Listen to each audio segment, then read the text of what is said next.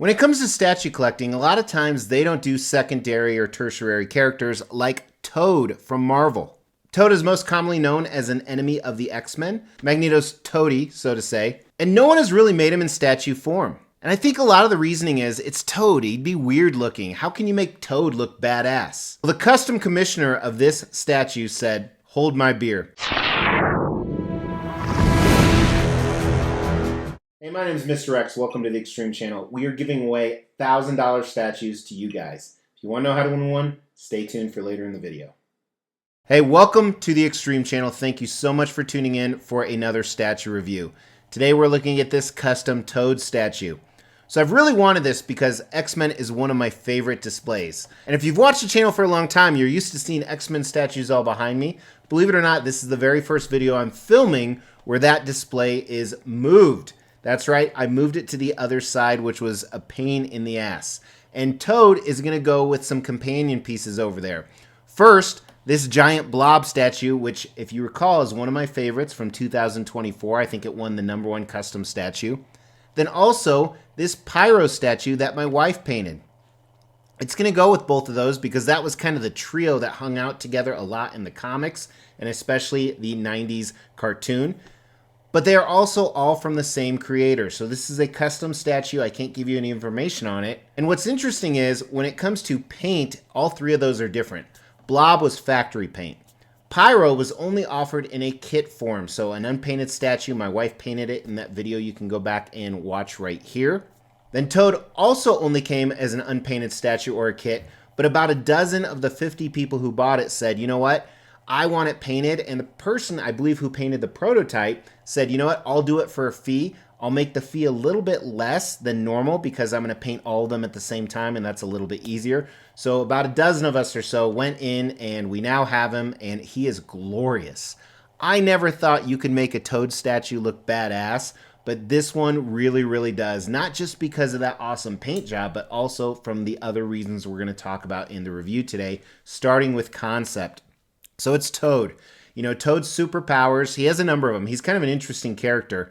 He was bounced around in orphanages until Magneto recruited him. And a lot of us know the early history of him, where he was part of the Brotherhood and he was always against the X-Men and he worked for Magneto. But he's actually a really intelligent guy, and his main powers are the Toad-like qualities. So he has superhuman leaping ability in his legs. His spit is actually adhesive. And then, of course, he has the tongue that can do a number of things. Women probably love him, despite his gruesome appearance. Now, Toad actually has a long history in Marvel. So much so that there's some future storylines that he gets pretty in-depth, and you can check those out. I'm not as familiar with them. I know Toad from the early comics growing up, and of course, Darth Maul played Toad in the X-Men, the first X-Men movie that came out from Fox. Yeah, if you didn't know that, Darth Maul was the same actor as Toad. But they tried to capture everything here. So they went with the really, really simple base. It's just rocks. They really wanted to focus on the character for good reasons. And I'm okay with that because they did such a great job with the character. But of course, they did put a Toad on the base just to spruce it up a little. And it's done really well. Then you have him crouching. And again, his main superpower is his leaping ability. So with that, I think they're showing it off. He's in his traditional comic outfit, and it looks absolutely fantastic in my opinion. And I always thought Toad came from the circus or something, but I don't remember that in the comics. As you move up, he is there ready to attack, ready to pounce, and he looks gruesome and evil. He was always given a hard time because of his looks. I mean, he had a lot of mutagenic or mutant-like looks, and he's not a pretty guy by any means. And in this particular display option, he is using his tongue. We don't know what he's going to do it for. Like I said, maybe he's about to make a lady very happy, or maybe he's about to attack someone.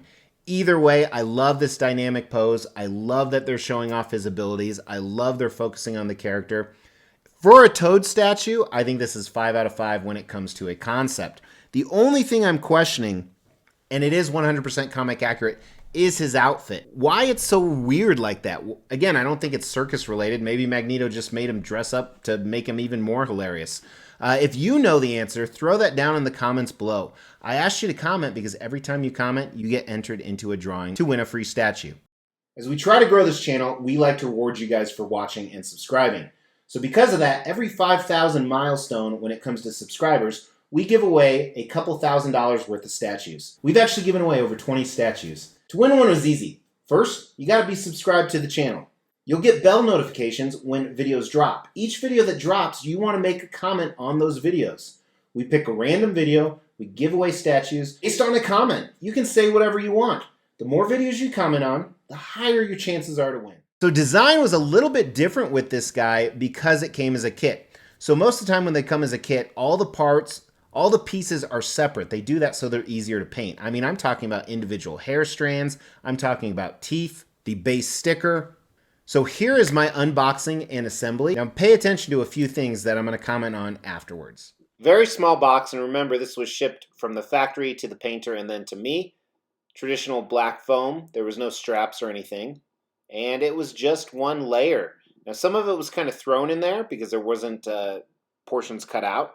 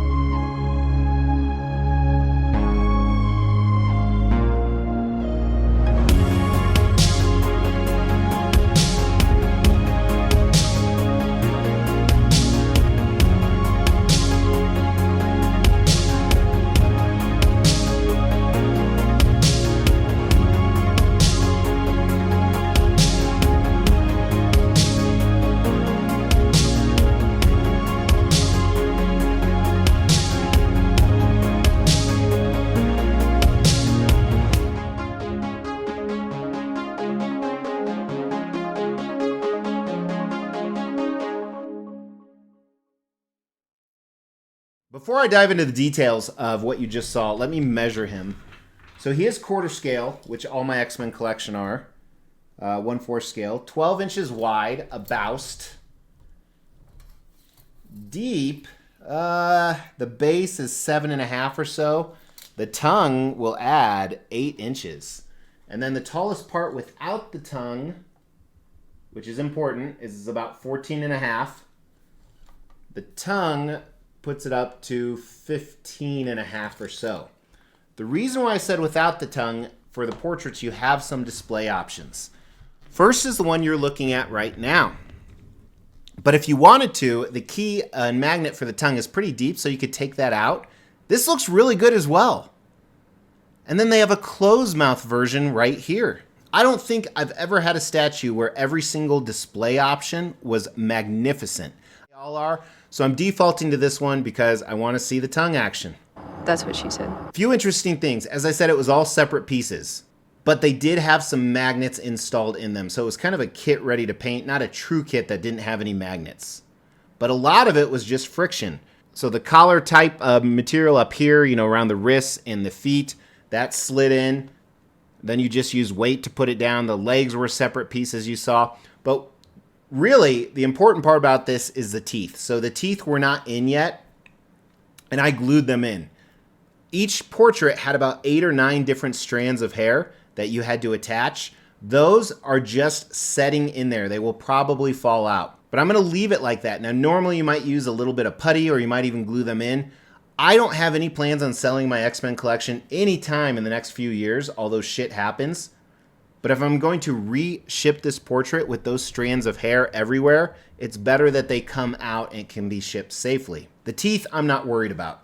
Really, the only negative I would say to the design is if you display him down low, which unfortunately I am, because he's hunched over, you're not going to see this awesome portrait. But other than that, I can't find anything wrong with this. Give it a 5 out of 5 on design as well. Again, that doesn't mean it's perfect, but it means it's damn good. Paint and sculpt is even better. And I think the video will speak for itself. Check it out. So people often wonder, what's the difference between factory paint and a professional paint job like this? I think this statue screams the answer. While the base isn't overly impressive, it's not meant to be. It's a small footprint like we talked about in design, but it does have some good different colors and hues.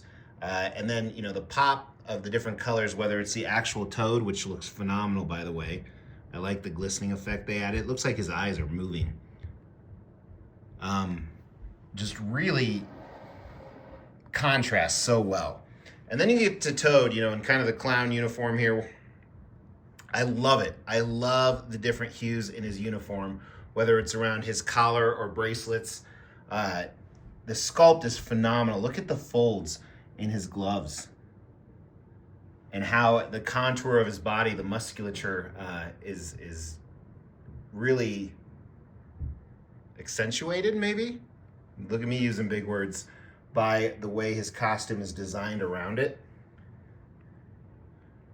Really nice.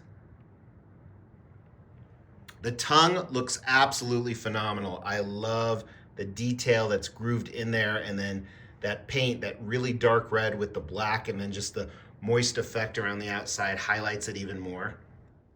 However, where this shines with paint and sculpt are those portraits. And we're just gonna look at this one. You saw some close-ups of the other one, but look at this. That is absolutely amazing. I love the detail. Look at the detail on the teeth. And then around the eyes and the eyebrows, the strands and the hair. This looks so good. This may be, I'm hesitant to say it, but the best portrait I've ever seen on a statue. Definitely in the top 5. And I think it's not only the sculpt, but the paint. Look at the eyes. I don't know if those are decals or not. I feel like they have to be because they're just too damn good. But really impressive. And the other portrait is just as impressive. Let me see if I can reach it over here. Some of the hairs have fallen out, but wow.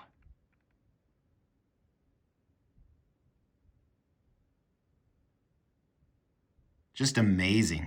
I wish I had a little portrait stand for this to put it right there.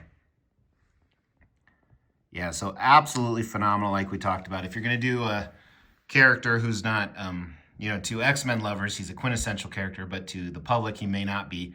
This is just great. I love something else I'm just noticing now, or kind of want to emphasize, is like on the collar, it's not a glistening effect, but something with the paint just makes it look like a different material than the suit, which I think is really impressive.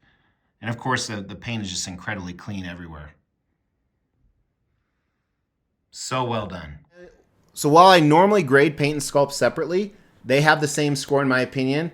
We might be talking about a perfecta here. 5 out of 5 for both the paint and sculpt. I can't believe that a Toad statue is getting perfect scores in all categories.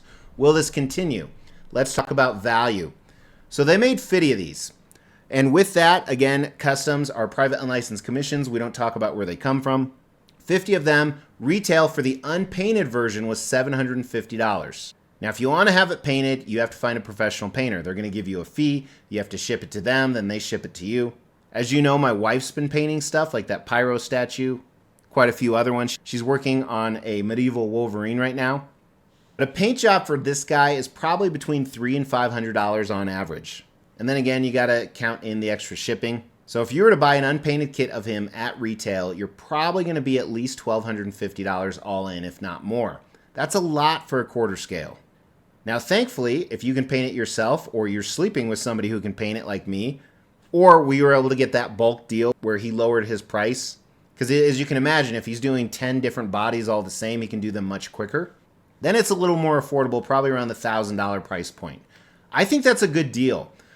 But then also talk about value. There's only 50 of these, and you add in, there are no other quarter scale Toad statues that I know of. And if there were, Would they be as great as this one? I don't think so. So because of that, I give the value a 4 out of 5. I think I could sell this for a profit tomorrow. I have no intention whatsoever to do that.